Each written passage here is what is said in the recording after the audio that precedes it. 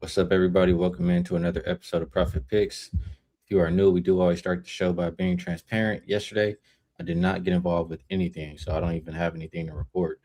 Vino, I'm curious if you end up getting to the window on the one game we had yesterday, or you know, how's everything on your end? Things are good, Skee. Didn't get involved yesterday. No real opinion on that one. Game turned out far differently than I thought it would, so kind of glad I didn't. Summer League, we went back to the Summer League well, had another 2-0, 10-3 now in Summer League as it heads towards its end here. Consolation and championship stuff. But big card today in the W, so we'll see if we can find some dollars hidden behind these four games somewhere. All right, let's start at the top. We have the Dream and the Tempo. Looking at this one, it opened.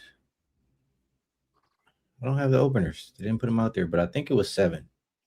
I think an opener was 7 here, and I'm looking at 9.5 total, 181.5. As far as injuries are concerned, I see Pow Pow and Bree, both game time decision. For Toronto, Sykes and Rice are both out. First thing when I see this game, Vino, I mean, we know the tempo. They want to play a little fast. They don't play the best defense. The Dream, I know, want to play fast too, and they haven't been playing the best defense. Makes me want to just immediately go to the over. But I don't like the thought of Bree potentially coming in. She's not the fastest player. I don't know. My first thought is over. I'm curious what you think on this game. Well, they played twice within the last month. One of them hit 179, 102.77 Dream win. The other one hit 181, 94.87 Dream win. So Dream averaged 98 points against this team. The other side averaging about 82. Obviously, Bree Jones didn't play in either of those. The first game around, no Kiki Rice, which we don't have tonight, no Sabali for Toronto. So they've come close. They've just upped this number too much. I looked at this game for a time yesterday because Atlanta seems to have the tendency to play very high-scoring games against bad defenses. They lead the league in fast break points. They want to get out and run. Toronto's going to allow you to get out and run. And it makes sense to play over, but the odds maker, again, we can break down teams all we want, but we really have to break down the number. And is the number at a point where we have to draw a red line or not? They haven't crossed this number of 181.5 yet this year. They've gotten to 181. So it becomes a question of whether or not, you think that, in my mind, here's what I'll say about myself in looking at this. I think Toronto's due for a bounce-back offensive game. Had a bad offensive game last time out. They played for a long time now without Sykes and Rice and had high-scoring games. Their defense isn't there. Atlanta just needs wins in the worst way, and Atlanta's been giving up points lately. So I think you said that about their defense not being all that good lately. If I were going to lean here, I would still lean toward the over, even though they haven't made it over 181.5 yet. They've come really close. Like I say, they've hit 181 and 179. I would trust that this one gets over the 181.5 here. I just think that the offenses and the tempo and the amount of chances you'll have to score here will be enough to get it over 181.5. All right, next game up, we have Sparks and Sky. -1.5 for Chicago, total of 182.5. For the injury report, I see Cardosa game time decision, no Dejanay, no Skyler. For Los Angeles, Williams is game time decision, still no Kelsey Plum. This is another one where my first thought is, same kind of deal. The Sparks play fast, don't play a whole lot of defense. Chicago playing very fast, not playing a whole lot of defense either. I mean, it seems like 1 + 1 = 2. It's another over here. Any thoughts from you, Vino?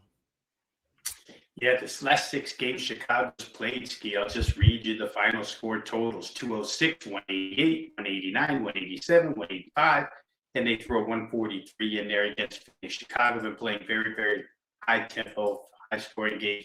And LA the same. Remember the other day when we were doing the afternoon show and there were afternoon games being played, one of them being the Sparks, and the halftime score was low. We bet over second half. Game wound up crushing the 181, not crushing, but going past the 181 full game total. LA games always peak in the second half, if you ask me. And if they have good first halves, it really goes over. Their last 4, 198, 189, 193, 183. I don't think there's a case to be made for playing under, unless you're going to tell me ahead of time that neither side's going to shoot, 30% from the field. Then I could agree with you, but otherwise, I think you got to play over in that game. All right, we're in agreement here. We'll keep it going down the list. Next, I see the Storm and the Fever, 9.5, and a total of 177. Looking at the injury report for this one, I do see Izzy and Mayer out. Caitlin Clark and Aaliyah Boston both game time decision. Clark is more probable. Boston is truly questionable as of right now. Um, the Fever, I don't know why I'm blanking out a little bit. Yeah, the Fever lost their last game. I just can't remember who they lost to. It was Golden State, Skee. Golden State, yes. And then the Storm, they have been playing some good basketball. I know they've been traveling a lot. Storm did lose to the Sky in their last game. Um, this is an interesting one. I know the Fever do play the Liberty tomorrow, and like we talked about last time. It was a front of a back to back for the Fever. Usually one of the two sit right, Boston or Clark, and it looks like Boston is the one who's probably going to sit here. I know they'll need her tomorrow versus the length that the Liberty have, but they may need her tonight too. Any thoughts on Storm and Fever? My first reaction here, Skee, was that, and it was going to be a top play for me, was to play over the 174.5, 175 that we saw yesterday on the openers. But then you dig into Seattle, and you find that they rarely, if ever, find their way over this 177 number. I mean, it's more often than not that they stay under it, but I keep bringing back, if Boston doesn't play, the advantages for Seattle's size are real in this game. And I just think that when you play Golden State's defense, and then you come back the next game and you play a mid-tier defense like Seattle's, and you're Indiana, who leads the league in scoring at 93 points a game, you're probably going to score your share of buckets here in this one. I'm leaning toward Indiana team total. I don't trust their defense enough to lay this type of price. I do think Seattle's that in-between team, right? I know they've hurt you in a couple instances that either they look really nice offensively, they look, terrible offensively. There's really no way to gauge them, but I think the steady force here, the more safe play, is to just go ahead and back Indiana to get over their 93.5, which, like I say, is their season average anyway. And they're coming off that game against Golden State, which is a far different defense to try and crack than this Seattle defense. Do you still like it if Boston is out? I would. I just think it gets a little bit faster in that case. I know Aaliyah Boston's good for a lot of offense, especially interior offense. And as I say this, Skee, it kind of makes the case that I started with of playing full game over, thinking that without Boston, Seattle gets their share.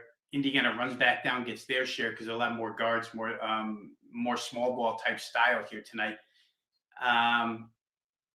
But I can't get over not trusting Seattle's offense enough. That's probably the tipping point for me. I trust Indiana to score, especially against this defense, but I just don't know about the other side, even though they have advantages inside. A couple things that you said I agree with. Fever defense is untrustworthy. Same thing that I always say. I mean, I can't trust you to get stops. How am I going to trust you to win by this big of a number? So, based on that, and just the potential for Aaliyah Boston to be out and having an advantage inside too, I would be looking at the Storm on the side in this game. What up, you Capper? Good to see you in the chat. Definitely hit you up because I'm not very far. Anything else you want to add here, Vino, before we keep it going? I could add for you real quick here, Skee, as I look it up. Seattle, Indiana played one time way back in May, but still they played. In that game, Seattle didn't have Malonga, didn't have Ezzy, who they won't have tonight, but didn't have our Pham either. And that's the two bigs that'll be playing here tonight. They've been playing for a while, Malonga and Pham. And in that game, these teams got to 167 without them even being in the game. And tonight, if they're in the game without Boston, when you look it up, you find that Aaliyah Boston has the number one individual defensive rating of any Indiana Fever player. She's their best defender. Without her, those two could have a pretty decent night. Like I say, it got to 167 without them the first time around. Could get over the full game number here tonight. you know, unless it's changed in the past couple of days. Surprisingly, she was also their best 3 point shooter, 3 point percentage. Mm. Um, I was surprised when I kind of heard that the first time. But we'll see what we get from Storm and Fever. Last one on the slate is the Sun and Mercury. It's like 4.5 now after it opened 5.5 and a total of 163.5. For Connecticut, Sinai Rivers is probable. Yes, probable. Morrow is more like doubtful. For Phoenix, let's see here.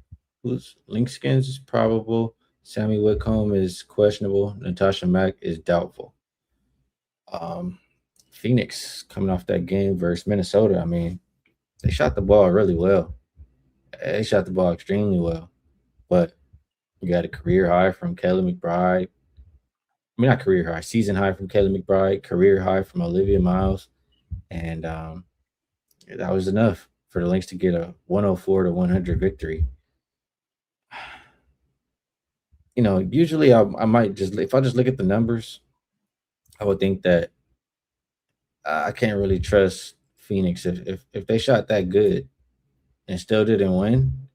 Like it's hard to trust them. But when I think about the career and season high, and they are playing the Lynx, who are one of the best, if not one of the best, if not the best. Then you come play Connecticut. I don't know. I like to think that regression could help Connecticut. I like to think that Connecticut has a size advantage and can keep this one close. But when you start getting to 4.5, it is pretty much like getting close to asking them to win. And that's when I start to have a little hesitation. Any thoughts here, Vino? Sun and Mercury?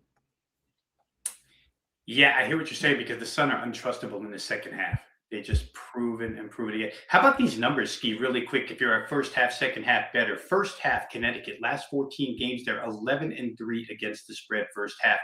Phoenix, 9-2, even better, at least percentage wise. 9-2, last 11 in the first half. So you got two great first half teams, at least, over the course of the last, 10, 15 games. And then it's kind of a crapshoot what happens to these teams in the second half. They kind of disappear. Phoenix 1-3, last four second halves. Connecticut, we've talked about it nauseum about how they throw games away in the second half. I do like what you said about the interior size. Like I've said a couple times before, they've decided to go to a Twin Towers type starting lineup. Griner's been way more effective. And with Nelson Adota, without Natasha Mack on the other side, Phoenix is hurting size wise, interior wise. So you would think that Connecticut, the style that they're trying to play now is less possessions, more inside stuff. You see Brittany Griner's numbers get better and better over the course of the last 5 games. She's having big games, except for the one where she sat out. So I kind of look toward under in this game. I feel like it would probably be more defensive oriented and more slower pace. I know Phoenix wants to get out and run, but Connecticut, when you check the numbers, they're just not allowing opponents to get a lot of shots up at the basket. And they don't turn it over. With Layla in control of the ball, they haven't really been a high turnover team. So Phoenix get cheap points. I don't know if that's going to happen either. So if I had to look here, I'd probably look under. I know I don't say under all that often, but this number at 163.5, I see a couple of 164s. I'm staring at the odds screen now. So you can get a little bit better number. I would sort of lean toward under in that game. All right, that's the slate for today. Um, we'll go ahead and throw up some of these usual things that we do, like the buy two, or I'm sorry, 2 for 1 3-day all access. Vino and myself, $69. Get all plays, all sports, or you want to just rock with one of us. Buy three, get three free. Comes out to 6 days for just $69. And I will put this one up here again. I mean, if I can even find it. I think this is still up there. If you buy NBA early bird, you get the rest of WNBA free. And the reason I will still put this up here today is because you see that box right there? It includes Skee's 5% WNBA best bets, 14-5 the last 2 seasons. I mean, I've only lost one this season, and it was by half a point. I have a 5% play today. So if you want to get involved with the next year of NBA and you want the rest of the WNBA, today would be a good day to do it. Vino, anything else you would like to promote? And feel free. And if you have a best bet, we'd love to hear it. If you don't, no worries. Yeah, a couple of things here, Ski, really, really quick. Weekend time, of course. CFL action over the weekend. Been a 13-7, 65% start to that league. Summer league play going to come to a conclusion, dwindling down this weekend, but 10-3 in summer league, and of course the W going here as well. So the 6 days for three is where I'd kind of recommend, if you're interested in me, like we always say, if you think the guy in the right box is garbage and you want to rock with Skee, he shows you ways to do that. If you think that there's hope for me to give you a couple of winners, then I'm giving you the best way I think possible. I'm going to leave you with the best bet here only because I bet it. There's also a play up and available right now at wagertalk.com that's different than this one. So I got a couple of WNBA plays tonight. But for the best bet, I'm going to leave the first game we talked about, Ski. Even though Atlanta Toronto didn't make it to 181, or excuse me, to 182 in either of the first two games, I did mention that they scored 181 and 179. I think they're going over tonight. I like Toronto's bounce back factor here offensively, especially against the Atlanta defense, which hasn't been great. And Atlanta just does seem to have that bully mentality when they're playing bad defenses. They score big. So these teams have proven they can get in and around this number. I think tonight they get over. So give me best bet Atlanta Toronto over 181 and a half. Good stuff. And, I'll just endorse that as the best bet for the show because I like it. It was the first thing that popped out to me when I saw that game. So good stuff there. We will wrap it up. That is it for this week. So best of luck, everybody, on all your action this weekend. Vino and I will be back on Monday. We'll catch you guys then.